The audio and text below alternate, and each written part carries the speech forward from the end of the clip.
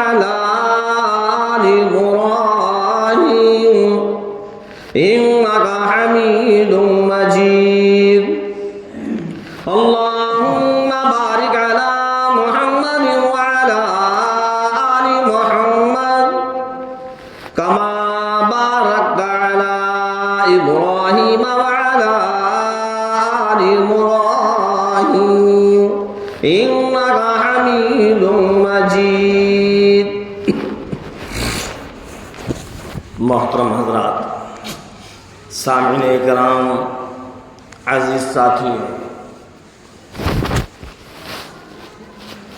پچھلے کئی ہفتوں سے نماز کے متعلق بیان ہو رہا ہے. نماز کی اہمیت کو بتلایا، اس کی فضیلت کو بتلایا، نماز چھوڑنے پر کیا سزا ہوگی اس کو بتلایا گیا. لیکن آج ہم مسلمانوں کا حال یہ ہو گیا ہے، کچھ بھی کہو، کچھ بھی سمجھاؤ، کچھ بھی بتلاؤ، سنیں گے لیکن مانیں گے نہیں، عمل نہیں کریں گے. ہاں، ایسی ایسی حدیثیں اور ایسی ایسی قرآن کریم کی آیتیں جو ہم اور آپ نے سنی اور سنتے رہتے ہیں، ذرہ برابر بھی اگر ہمارے دلوں کے اندر خدا کا خوف ہوتا تو رب ذوالجلال کی قسم ہماری نماز نہیں چھوڑتی. کتنی سخت وعیدیں سامنے آئیں، بتلاؤ. اور کون فرما رہا ہے؟ سرکار دو عالم صلی اللہ علیہ وسلم فرما رہے ہیں کہ دین میں اس کا کوئی حصہ نہیں جو نماز نہیں پڑھتا. کفر اور نماز کے درمیان، کفر اور ایمان کے درمیان صرف ایک نماز فرق کرنے والی چیز ہے. کتنی سخت وعید ہے. بتلایا تھا کہ صاف صاف ہماری پیشانی پر لکھا ہوگا کہ یہ کافر ہے، لیکن پھر بھی ہماری سمجھ میں نہیں آتا. اب سمجھانے کے لیے اور بتلانے کے لیے کوئی نبی نہیں آئے گا. آپ امام الانبیاء سرکار دو عالم صلی اللہ علیہ وسلم آخری نبی ہیں اور قیامت تک کے نبی ہیں. اب کوئی دوسرا نبی نہیں آئے گا. اب سمجھانے کے لیے کوئی فرشتہ نہیں اترے گا. اللہ نے انہی علماؤں کو کھڑا کیا ہے جو علماء اکرام احادیث پاک کو سنا کر، آیت پاک کو سنا کر ہم اور آپ کو سمجھا رہے ہیں اور پھر بھی ہماری سمجھ میں نہیں آ رہا. علماؤں کا کام سمجھانے کا، بتلانے کا ہے، تاکہ کل قیامت کے دن جب اللہ تبارک تعالیٰ ان علماؤں سے پوچھے گا تو علماء کہہ دیں گے اے پروردگار عالم، ہم نے تو سمجھایا تھا، ہم نے تو بتلایا تھا، لیکن ان لوگوں نے عمل نہیں کیا. تو کیا ہوگا ہمارے ساتھ؟ اللہ جہنم کے اندر ڈال دے گا. اور کیسے سمجھایا جائے؟ قرآن کریم ہمارے سامنے موجود ہے اور قرآن کریم کی ایک ایک آیت کو ہم پڑھیں، خدا کی قسم اس آیت کو پڑھ کر اگر ہم اس کو سمجھ لیں ہماری زندگی بدل جائے.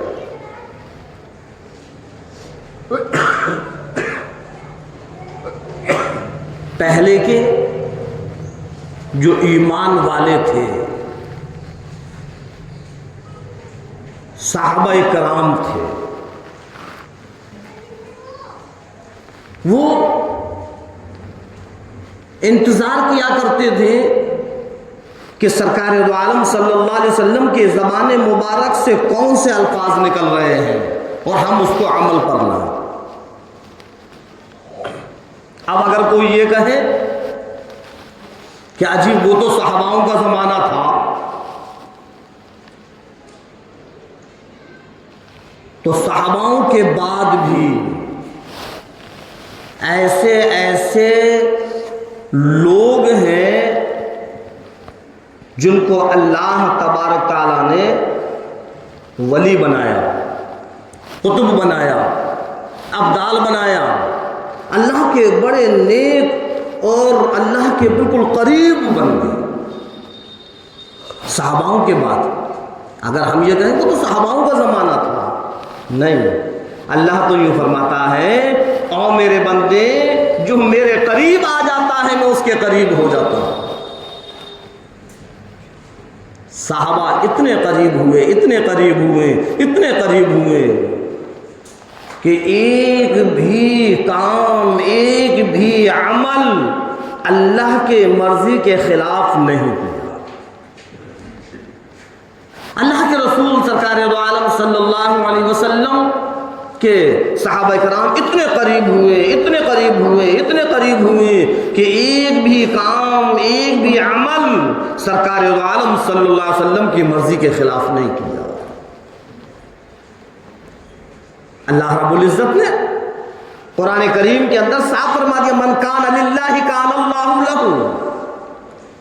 اس میں یہ نہیں فرمایا کہ صحاباؤں کے لیے ہے یہ آیت، ارشاد فرمایا پروردگار عالم نے من کان للہ کان اللہ لہ، جو اللہ کے لیے ہو جاتا ہے اللہ اس کا ہو جاتا ہے۔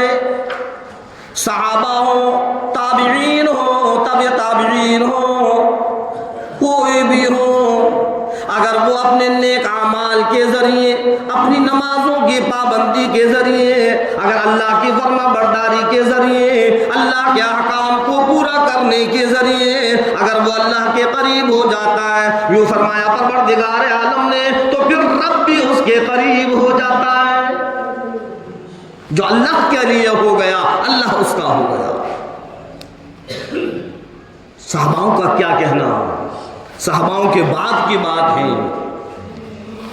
حضرت خواجہ قطب الدین بختیاری کاکی رحمۃ اللہ علیہ بڑے بڑے پیر ہیں، ولی ہیں، اللہ کے بڑے نیک متقی بندے، ہاں ہم اور آپ سب جانتے ہیں۔ جب ان کے انتقال کا وقت قریب آیا تو انہوں نے وصیت لکھی، غور سے سنیں، انہوں نے وصیت لکھی اور وصیت میں ایسی ایسی شرائط لکھی کہ ہم اور آپ اگر ان شرائطوں کو سنیں تو حیران ہو جائیں گے کہ ایسا بھی کوئی ہو سکتا ہے، لیکن ان کو معلوم تھا کہ ہاں کوئی تو ہے۔ وصیت لکھ رہے ہیں اور وصیت لکھ کر چلے گئے، انتقال ہو گیا۔ نماز جنازہ کے لیے حضرت کا جنازہ رکھا ہوا ہے،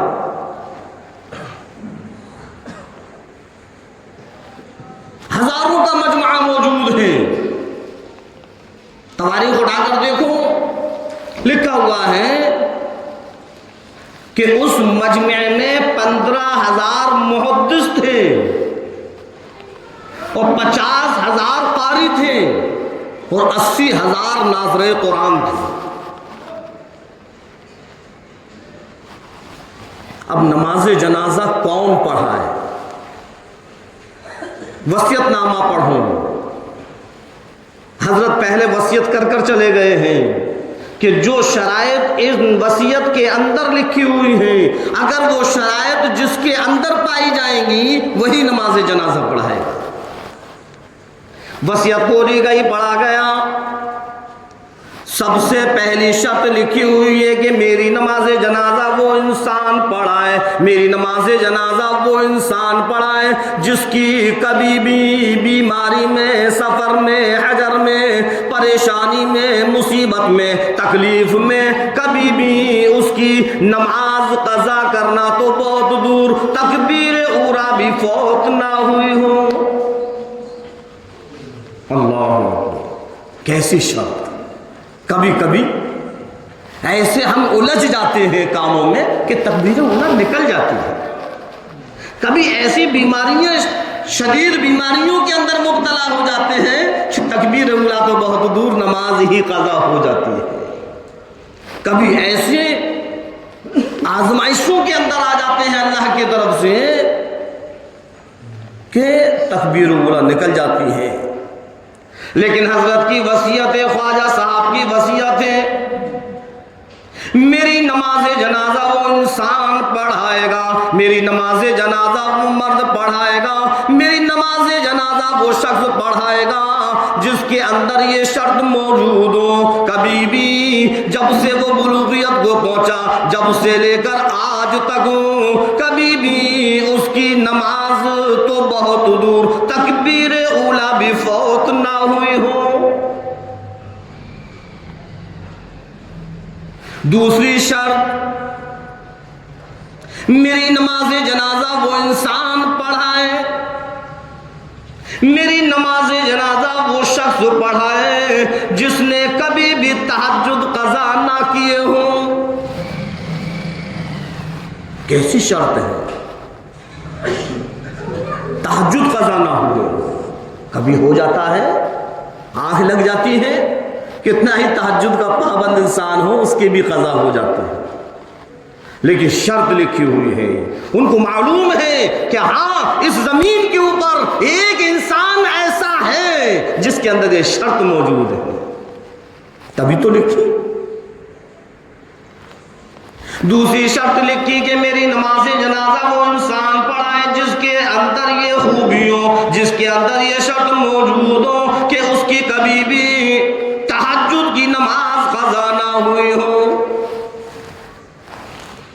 ہزاروں کا مجموعہ ہے، میں نے بتایا 15,000 محدث ہیں، 50,000 قاری ہیں، 80,000 ناظر قرآن ہیں، اور جنازہ رکھا ہوا ہے. کون پڑھائے گا؟ کس کے اندر یہ شرائط ہے؟ تیسری شرط، میری نماز جنازہ وہ پڑھائے جس نے بلوغیت سے لے کر آج تک کسی کو کسی غیر محرم پر نظر نہ پڑی ہو، بیوی ہو، ماں ہو، بہن ہو، بیٹی ہو، ان 4 کے علاوہ 5واں کسی کو اس نے نہ دیکھا ہو، کسی غیر محرم پر نظر نہ پڑی ہو. اور یوں بھی لکھا ہے کہ میری نماز جنازہ وہ انسان پڑھائے، وہ شخص پڑھائے جس کی کبھی عصر کی سنتیں قضا نہ ہوئی ہوں، کبھی عصر کی سنتیں نہ چھوٹی ہوں. حالانکہ کوئی فرض نہیں، کوئی واجب نہیں، کوئی سنت نہیں، نفل ہے، سنتیں غیر موقدہ ہیں، پڑھے تو پڑھے، نہ پڑھے تو کوئی گناہ نہیں. لیکن حضرت نے لکھا کہ میری نماز جنازہ تو وہ پڑھائے گا جس کے اندر یہ 4 شرائط موجود ہوں. کوئی آگے نہیں بڑھتا. کبھی ایسا بھی ہو جاتا ہے تکبیر اولا نکل بھی جاتی ہے، کبھی ایسا بھی ہو جاتا ہے کہ تہجد قضا ہو جاتے ہیں، کبھی ایسا بھی ہو جاتا ہے عصر کی سنتیں نہیں پڑھ پاتے. ہاں، لیکن جب وہ لکھ کر گئے ہیں تو کوئی تو انسان ایسا ہوگا، صبح سے لے کر عصر کا وقت ہو گیا، اسی مجمع میں سے ایک شخص نکلتا ہے اور کہتا ہے صفے باندھ لو، صفے درست کر لو. آخر کون ہے جس کے اندر یہ 4 شرائط موجود ہیں؟ ہم اور آپ کے ذہنوں کے اندر یہ بات ہوگی کہ کسی خانقاہ کے وہ مالک ہوں گے، جنگلات میں پہاڑوں میں رہنے والے ہوں گے، نہیں، وہ اسی وقت دلی کے اندر، دلی میں حکومت کرنے والے خواجہ شمس الدین التمش رحمۃ اللہ علیہ، ایک وہ وقت تھا کہ بادشاہوں کی نماز تو نماز، تہجد قضا نہیں ہوتی تھی، تکبیر اولیٰ فوت نہیں ہوتی تھی، جبکہ بادشاہ کے اوپر کتنی ذمہ داری ہوتی ہے رعایا کی۔ کسی کو حضرت کے بارے میں خبر نہ تھی، اتنا بڑا مجمع، محدث بھی ہیں، قاری بھی ہیں، حافظ بھی ہیں، ناظر خواہ بھی ہیں، لیکن حضرت کی طرف کسی کا توجہ نہ تھی۔ حضرت آگے بڑھ کر کپڑا کھولا اور کہنے لگے قطب الدین، تجھ کو کیا ملا میرا راز فاش کرنے میں؟ ارے یہ تو جانتا تھا، رب جانتا تھا، اس کے علاوہ کسی کو خبر نہ تھی۔ اب دونوں باتیں میرے سامنے موجود ہیں، اگر میں اپنا راز روکتا ہوں تو تیری نماز جنازہ پڑھانے والا کوئی نہیں، اور اگر میں نماز جنازہ پڑھاتا ہوں تو میرا راز باقی نہیں۔ تو ایسے بھی لوگ تھے، اور آج میں نے یہ واقعہ اس کو بتلایا کہ ہم لوگوں کے ذہن میں یہ بات ہو کہ صحاباؤں کا واقعہ تھے، صحاباؤں کی تواریخ ایسی ہے کہ وہ نماز ان کی نہیں چھوٹتی، صحاباؤں کے بعد بھی، اور آج بھی ایسے لوگ زمین پر ہیں جن کی کبھی تکبیر اولیٰ فوت نہیں ہوتی۔ ایسے متقی، ایسے پرہیزگار، ایسے ابدال، ایسے قطب، ایسے ولی ہیں جن کی وجہ سے یہ دنیا کا نظام چل رہا ہے۔ اور اللہ یوں فرماتا ہے کہ جب زمین پر اللہ اللہ کہنے والا نہیں رہے گا تو مجھ کو اس دنیا کے نظام چلانے کی ضرورت نہیں ہے، قیامت آ جائے گی۔ ذرا سوچو کب تک ہم دنیا میں الجھے رہیں گے؟ کب تک؟ یہ ضمیر کب جاگے گا؟ کب ہم آخرت کی تیاری کریں گے؟ کب سوچیں گے ہم آخرت کے بارے میں؟ دنیا کے بارے میں ہی سوچتے رہیں، دنیا بنانے میں ہی لگے رہیں، آخرت کی کوئی فکر نہیں۔ جو پروردگار عالم ہم سے ناراض ہیں، کب ہم اس کو راضی کریں گے؟ اور آپ جانتے بھی ہیں کہ ہمارا رب ہم سے کیوں ناراض ہے، اس لیے کہ ہم اس کی نافرمانیوں میں اتر رہے ہیں، اس کے فرائضوں کو پورا نہیں کر رہے۔ جن چیزوں سے رب نے روکا ہے انہی کاموں میں ہم لگے ہوئے ہیں، لوگوں کی غیبتیں کرنا، لوگوں کی برائیاں کرنا، چغل خوریاں کرنا، غیر محرموں پر نظریں ڈالنا۔ اللہ نے ان ساری چیزوں سے روکا ہے، آج مسلمان انہی چیزوں کے اندر مبتلا ہے۔ کتنی آیتیں ہم اور آپ کے سامنے آئیں اور ہم نے سنی، کیسا ایمان ہے ہمارا کہ پھر بھی ہماری سمجھ میں نہیں آیا کہ لاؤ اب تو نماز کو قائم کریں۔ ارشاد فرمایا مدنی کریم صلی اللہ علیہ وسلم نے، نماز دین کا ستون ہے، جس نے نماز کو قائم کیا اس نے دین کو قائم کیا، اور جس نے نماز کو چھوڑ دیا اس نے دین کو مدھن کر دیا۔ اس سے بڑی کوئی وعید ہوگی؟ اس سے پہلے جمعے میں نے بتلایا تھا کہ خود سرکار دو عالم صلی اللہ علیہ وسلم فرما رہے ہیں کہ میرا دل یہ چاہتا ہے کہ جو لوگ گھروں کے اندر نماز ادا کر لیتے ہیں، مسجدوں کے اندر نہیں جاتے، میں چند نوجوانوں کو اکٹھا کروں اور پھر ان کے گھروں میں جا کر آگ لگا دوں۔ اس سے زیادہ سخت وعید ہوگی؟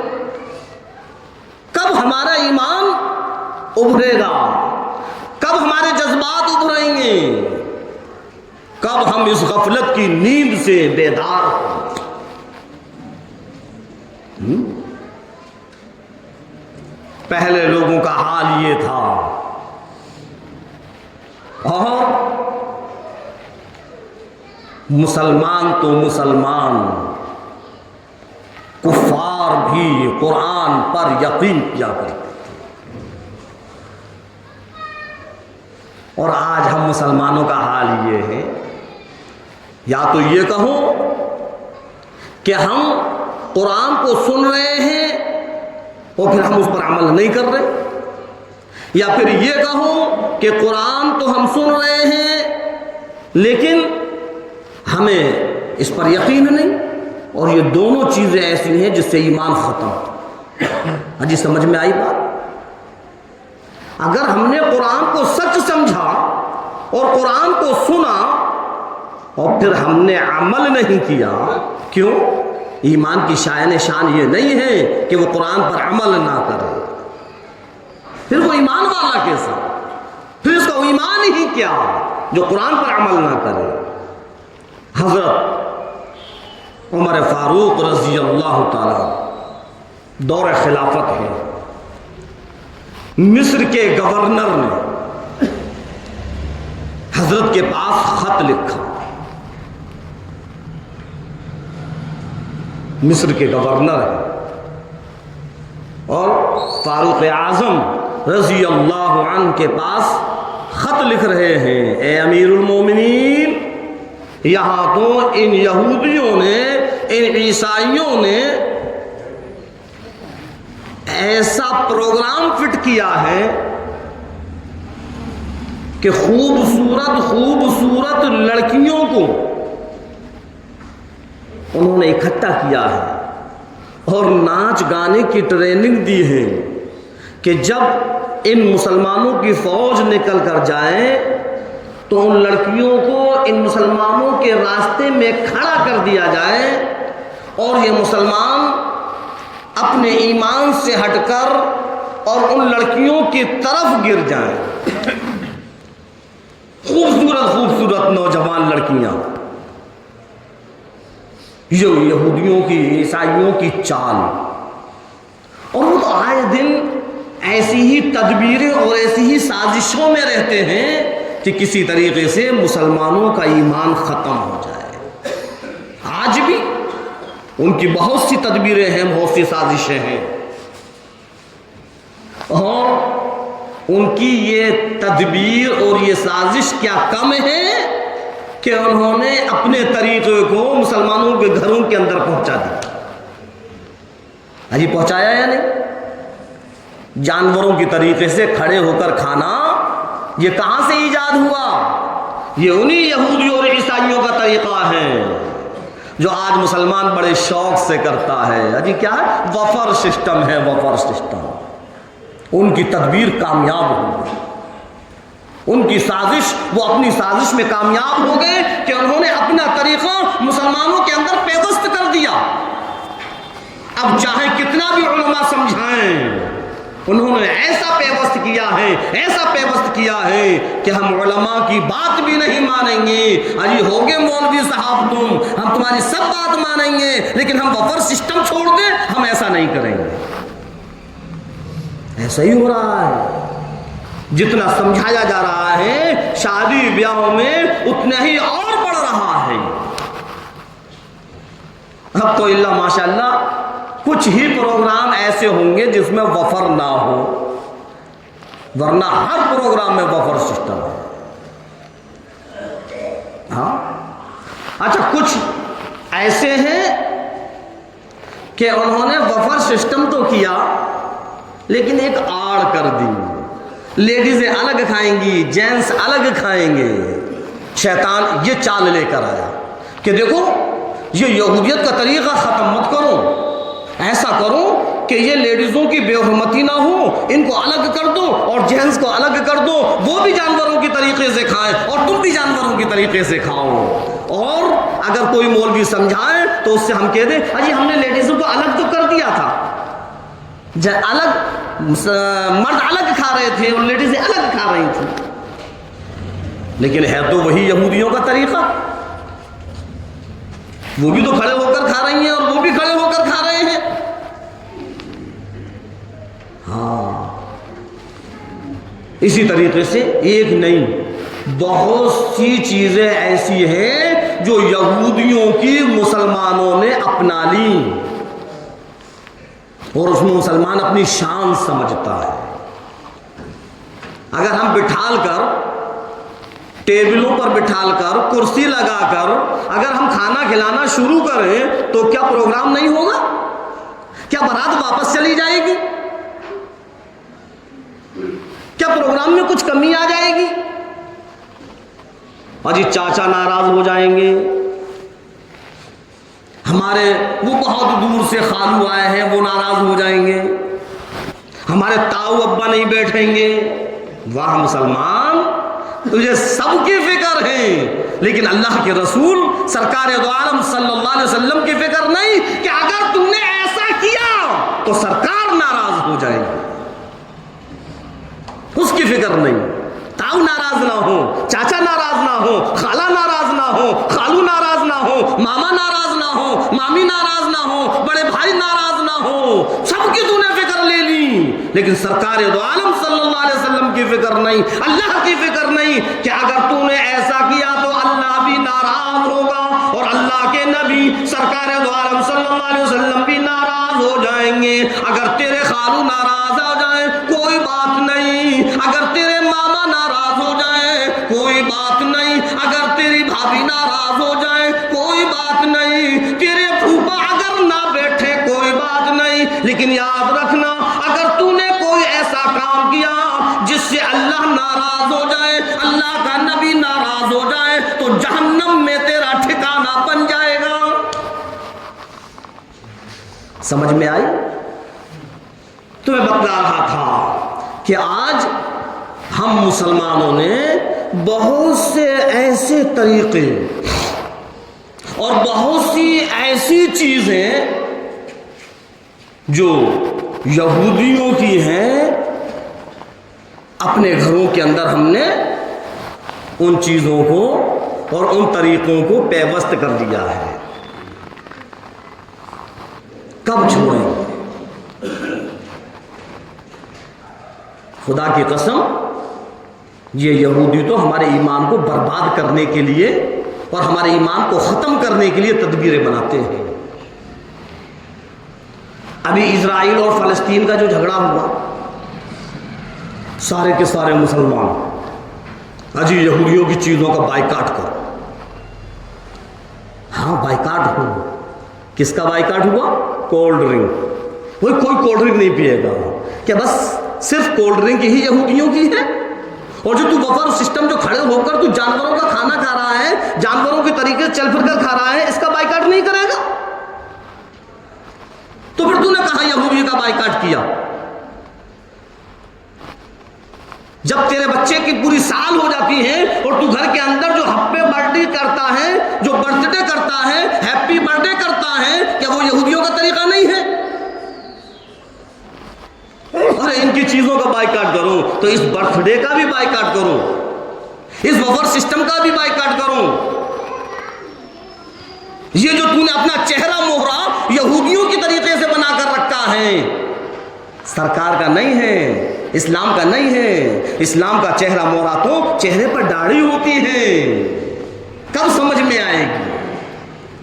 کب تیری سمجھ میں آئے گی؟ یہودیوں کا بائیکاٹ کرنے کے لیے چلا ہے.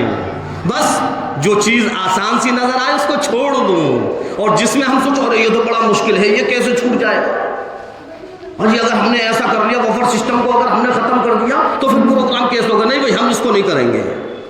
اور اگر ہم نے برتھ ڈے نہیں کرا گھر میں ہنگامہ ہو جائے گا، بیوی ناراض ہو جائے گی، بچے ناراض ہو جائیں گے، نہیں ہم اس کا بائیکاٹ نہیں کریں گے. پھر کہاں تو نے یہودیوں کا بائیکاٹ کیا؟ تو یہودیوں کے ساتھ ملا ہوا ہے، تو یہودیوں کے ساتھ ملا ہوا ہے. اور یہ میں نہیں کہہ رہا، سرکار دو عالم صلی اللہ علیہ وسلم فرما رہے ہیں کہ جو جس کا طریقہ اپنائے گا اس کا حشر اسی کے ساتھ ہوگا. تو آج ہم یہودیوں کے ساتھ ملے ہیں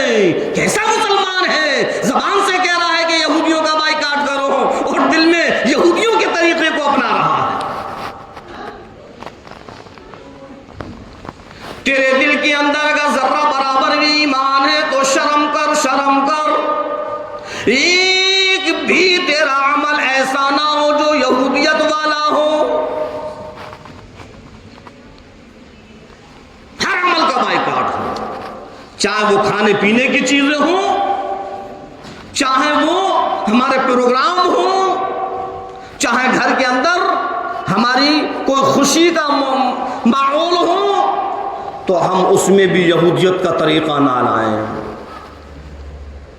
پہلے اللہ ماشاء اللہ کچھ گھر تھے جہاں برتھ ڈے پارٹی ہوتی تھی، وہ کیا ہے، سالگرہ،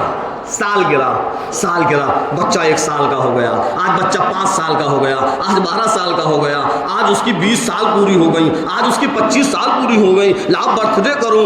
اللہ ماشاءاللہ ایک آدھ تھا، لیکن آج ہزاروں کی تعداد میں ہیں جو برتھ ڈے میں لگے ہوئے ہیں، فیس بکوں پر چل رہے ہیں، آج ان کا جنم دن ہے، ان کا جنم دن مبارک ہو، ان کا برتھ ڈے مبارک ہو، ان کی جنم دن مبارک ہو۔ دیکھو تو کہاں ہم یہودیوں کا بائیکاٹ کر رہے ہیں، ہم تو اپنا رہے ہیں، وہ اپنی تدبیروں میں کامیاب ہیں، وہ اپنی سازشوں میں کامیاب ہیں، لیکن ہم ایسے غافل ہو چکے ہیں، ہم نے ایسی آنکھیں بند کر رکھی ہیں کہ ہماری سمجھ میں نہیں آ رہا۔ علماء سمجھا رہے ہیں، مفتی سمجھا رہے ہیں، امام سمجھا رہے ہیں، لیکن ہماری سمجھ میں نہیں آتا۔ حدیثیں بھی ہمارے سامنے موجود ہیں، قرآن کریم کی آیتیں بھی موجود ہیں، لیکن پھر بھی سمجھ میں نہیں آتا۔ حضرت عمر فاروق رضی اللہ عنہ کے پاس خط لکھا، اے امیر المومنین کیا کیا جائے، ان یہودیوں نے ایسی سازش کی، ان یہودیوں نے ایسی تدبیر کی کہ انہوں نے نوجوان لڑکیوں کو اکٹھا کر رکھا ہے کہ جس راستے سے یہ مسلمان نکلے یہ گانے بجانے میں لگ جائیں، اور مسلمانوں کی نظر جب ان پر پڑے تو وہ اپنے ایمان سے ہٹ جائیں۔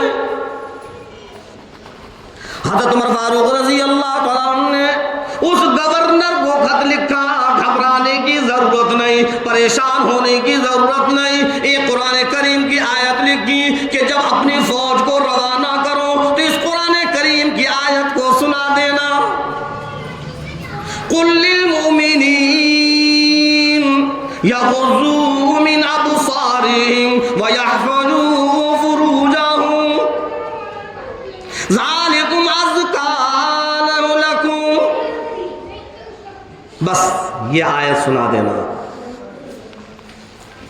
ان گورنر نے ساری فوج کو اکٹھا کیا اور نکلنے سے پہلے یہی قرآن کریم کی آیت سنا دی، یغضوا من ابصارهم ویحفظوا فروجهم ذالکم ازکی لکم ان اللہ خبیر بما یصنعون۔ اب پھر کہا اپنی فوج سے کہ اب نکلو، سب نے سن لو، اب نکلو۔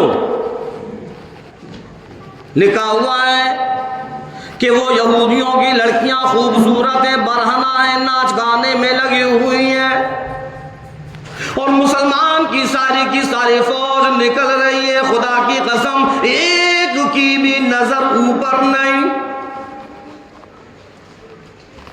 جب ساری کی ساری فوج نکل گئی، پیچھے ایک صحابی ہے، پیچھے ایک ایمان والا ہے، وہ یہودی لڑکیاں کہنے لگی، ارے تم کون لوگ ہو، تم انسان تو نظر نہیں آتے، تم تو فرشتے نظر آتے ہو، ارے دیکھو ہماری خوبصورتی کو، ہماری زیب و زینت کو، تم نے ہماری زیب و زینت کی طرف نظر نہ ڈالی، تم نے ہماری خوبصورتی کی طرف نظر نہ ڈالی، ہم تو اتنے خوبصورت ہیں کہ لوگ دیکھنے کے لیے ہم کو انتظار کرتے ہیں، تم کون سے قسم کے لوگ ہو کہ تم نے ہماری طرف نظر بھی نہ ڈالی۔ ایک ایمان والا چلتا بھی جاتا ہے نظر نیچے اور کہتا جاتا ہے آج تمہارے اوپر نظر کوئی نہیں ڈال سکتا، آخر کیوں کہ ہم قرآن کریم سن کر آئے ہیں۔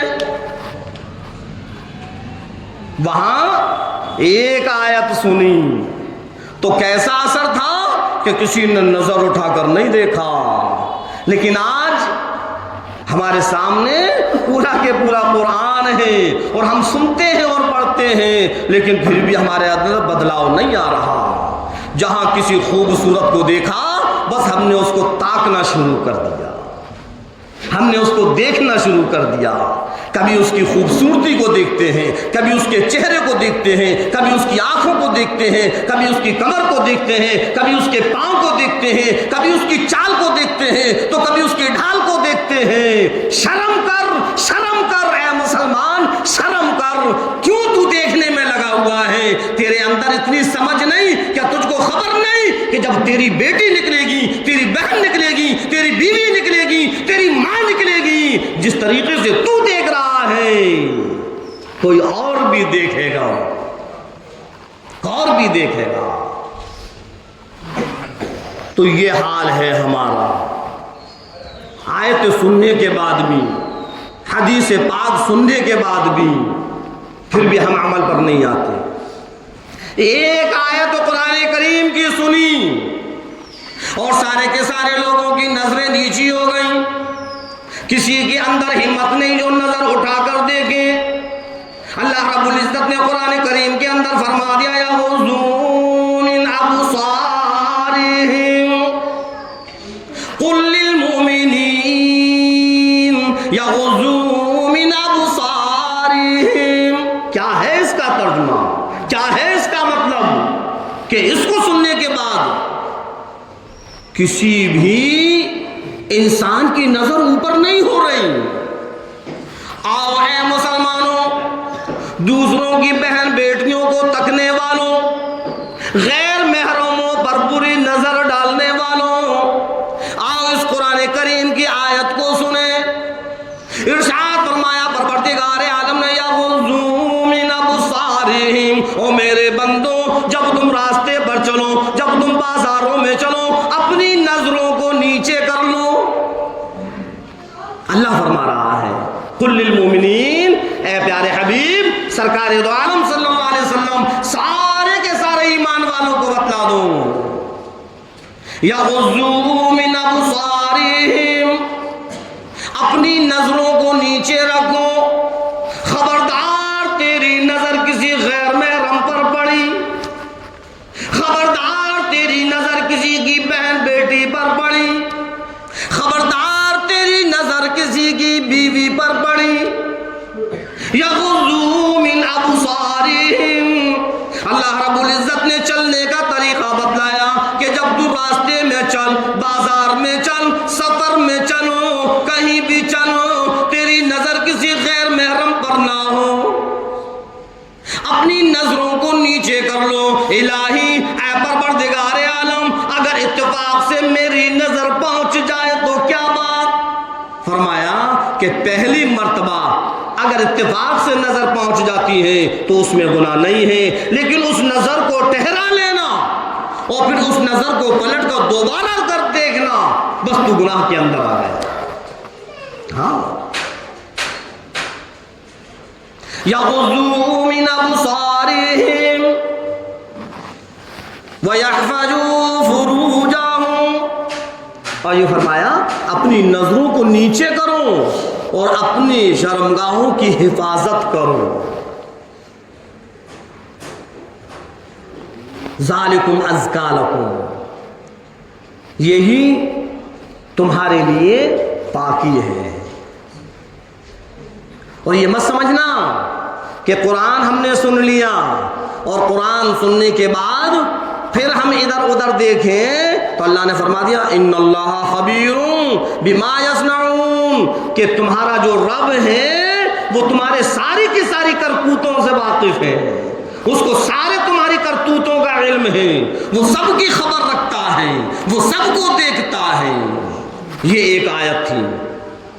جب اس آیت کو سنایا، خدا کی قسم ان نوجوان لڑکیوں کا حال یہ تھا، لکھا ہوا ہے کہ وہ صحابی نیچی گردن کرے ہوئے، نیچے سر کرے ہوئے چلتا بھی جاتا ہے، وہ ایمان والا چلتا بھی جاتا ہے اور پڑھتا بھی جاتا ہے۔ قرآن کریم کی آیت کو سننے کے بعد ان نوجوان لڑکیوں کا حال یہ ہوا، ان یہودیوں کی لڑکیوں کا حال یہ ہوا، چیخنے لگی، چلانے لگی، چھلانگیں لگانے لگی، اے اللہ والوں کدھر جاتے ہو؟ ارے تمہارا قرآن سننے کے بعد اب تو ایسا لگتا ہے کہ ہم بھی ہمارے اندر شامل ہو جائیں، چھلانگ لگائیں اور وہ سب ایمان کے اندر آ گئے۔ ایک وقت وہ تھا کہ جب کوئی یہودی، کوئی نصارہ، کوئی کافر، کوئی مشرک کسی کاروبار سے جاتا تھا، تجارت سے جاتا تھا، سفر میں جاتا تھا تو اپنی بہن بیٹی کو ایک مسلمان کے حوالے کر جاتا تھا۔ اس کو یقین تھا یہ مسلمان ہے، کبھی بھی یہ کسی کی آبرو پر ڈاکہ نہیں ڈالے گا، یہ مسلمان ہے، کبھی کسی کی بے عزتی نہیں کرے گا، یہ مسلمان ہے، کسی کی امانت میں خیانت نہیں کرے گا، یہ مسلمان ہے، کسی کی بہن بیٹی کو بری نظر سے نہیں دیکھے گا۔ اپنی بہن بیٹی کو مسلمان کے حوالے کر جاتے تھے، اور جب وہ لوٹ کر آتے تھے خدا کی قسم جیسا چھوڑ کر جاتے تھے ویسا ہی پاتے تھے۔ اور آج ہم لوگوں کا حال یہ ہو گیا، معاشرہ اس قدر بگڑ گیا کہ ہمیں اب کسی پر اعتماد نہیں۔